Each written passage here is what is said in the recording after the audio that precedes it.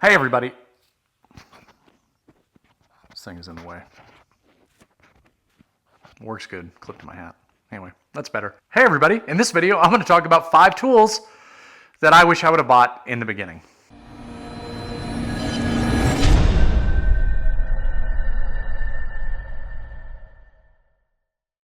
What is going on, everybody? Welcome back. As you guessed it, I am Jason with Bent's Woodworking, as you can see back there, and right here too. I'm just trying to push it on you so you never forget it. Today I'm going to talk about 5 tools that I bought later in my woodworking journey, and then I used them and I realized that I was stupid for waiting so long. So I don't want you guys to miss those things, so I'm going to share those 5 tools / accessories with you guys because hopefully it'll help you out with your woodworking. I'm not going to waste any more time. First tool on the agenda, and that is one of these MicroGripper.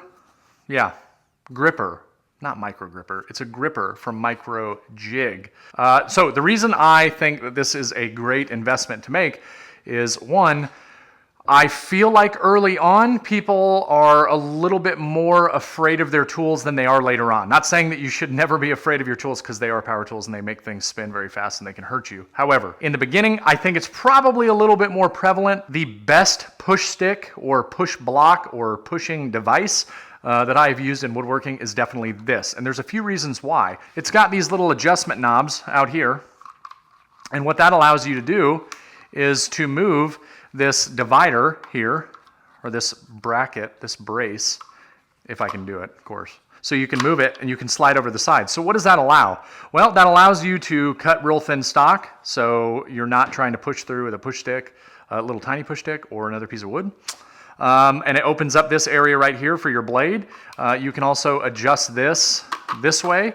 Let's say that you needed to get more support close to the fence, and now you have this channel right here. And then the other really cool feature about it is if you're cutting a thin stock, you can slide this down so this rides on your table and this rides up on your piece of wood. And the other great thing about it is because you're constantly applying your downward pressure, and you can go straight over the top of the blade, and you can keep your hands away from the blade and always have something in between. So number one, definitely, I would say invest in one of these. I've had this for quite some time. There's actually like accessory kits that you can buy and do all kinds of other crazy stuff. So, Micro Jig gripper, tool number 1. Item number 2, and I'll probably get scoffed at for this, but I don't really care, to be honest with you, is a moisture meter. This is one from SamPro tools, and essentially the way it works, if I can get it open, there we go.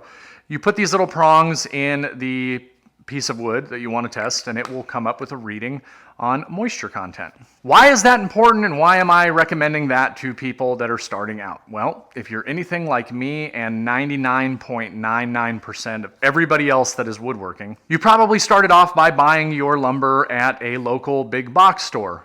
Won't say any names, but they start with L and with O's, and an H and end with Home Depot. I know there's other ones in there too. I just don't have them near me. Now, that's fine. And the reason why I wish I would have had this sooner is because while you go to those places and they do say that it's kiln dried, in many cases it might be kiln dried, but it's not down to an acceptable level. Now, just to be clear, buying construction grade lumber to build furniture pieces is not what that lumber is designed for. However, where this would come in super handy is if you go down there and you take the time to pick through and find some good pieces, and you find ones that are much lower on the level of moisture, it's going to save you a lot of headaches in some of your early projects of finding that after like 2 days it warps or bends or twists really bad. You can save a little bit of headaches by trying to pick out good pieces with some good straight grain as well as a low moisture content. Again, my videos are really designed to kind of cater to people that were like me a couple of years ago. So I want to share those tips with you, and that is one of them. And like I said, I'm probably only going to get a bunch of negative comments about it, but I don't care because it would have been really nice to have in the beginning. Item number 3. For me, it is a low angle block plane. So as you can see here, this is a low angle block plane. For the most part, very affordable. And there's really every company that does planes pretty much makes a low angle block plane. This one specifically is a Woodriver. don't know if you guys can see, Woodriver. Woodriver, if you don't know, is basically the woodcraft brand for tools. And they are one of those companies that is relatively affordable. If I'm being totally honest, I am not a big hand tool guy.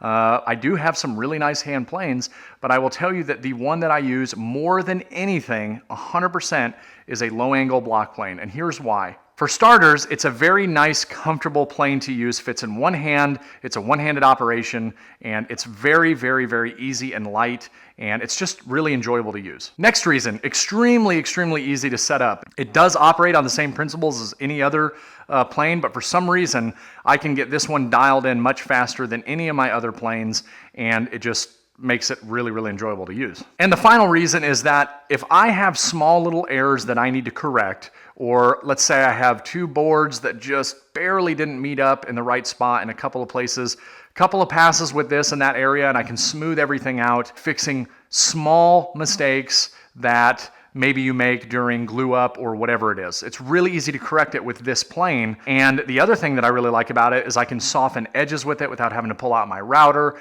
If I just want to break up a sharp line, I can just run this down the edge one time. It's really, really nice, and the results are excellent.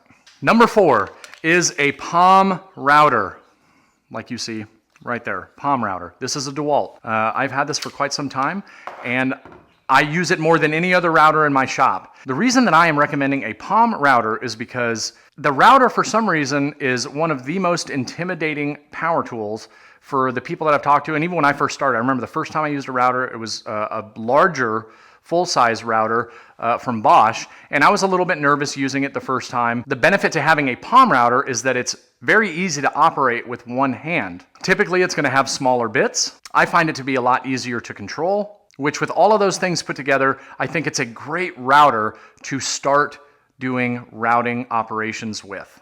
A palm router will do the vast majority of any routing that you needed to do, especially when you're first starting out, because mainly the thing that people use a router for probably the most early on is to give something a different edge profile. This is actually really where the palm router truly shines. But if you needed it to do dados or rabbits or anything else, as long as you can get a 1/4-inch shank router bit for that, you should be able to do those operations just fine, so you can grow into it.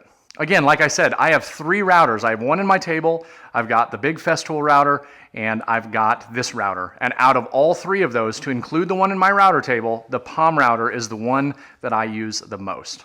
And finally, the last item, and definitely in my opinion, the one tool that I really regret waiting as long as I did to buy, and that is a biscuit joiner. And this right here, again, is a Dewalt biscuit joiner. Let me tell you why I wish I would have never waited to buy one. Like most people, when I first started, I was making tabletops and I was screwing them together with pocket holes, and nothing would ever line up just right. I'd always get one shifting as I screwed in the screw. Then one day on Craigslist, I saw a deal for a biscuit joiner, and I said, you know what, I'm gonna go buy it. Came home, tested it out, and immediately wondered why I didn't buy it when I built my first table. The biscuit joiner completely changed the way that I built tables from that point forward. The great thing about a biscuit joiner is it's very, very inexpensive for what it is. I completely understand not everybody can afford a Festool domino. But being somebody that has both of them, I will tell you, while I do use my domino very, very often and the majority of the time, I still reach for my biscuit joiner